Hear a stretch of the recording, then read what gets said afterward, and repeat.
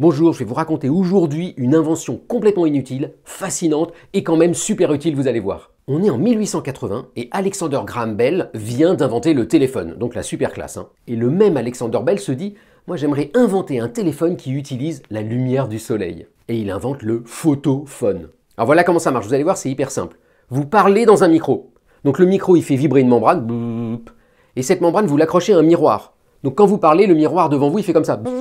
Et vous envoyez de la lumière sur ce miroir. Donc il y a un rayon de lumière qui arrive.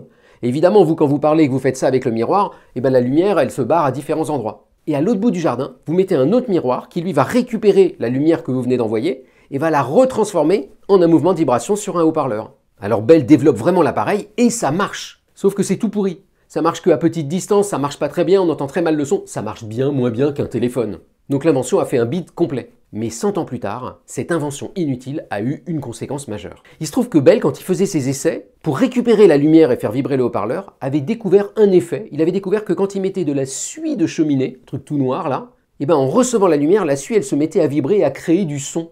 En fait, il venait de découvrir sans le savoir l'effet photoacoustique. Et depuis quelques années, cet effet photoacoustique, on l'utilise maintenant en médecine pour faire de l'imagerie et regarder à l'intérieur du corps sans avoir besoin de le découper ou de faire une IRM. Donc même les inventions les plus nazes peuvent avoir des retombées incroyables 100 ans plus tard.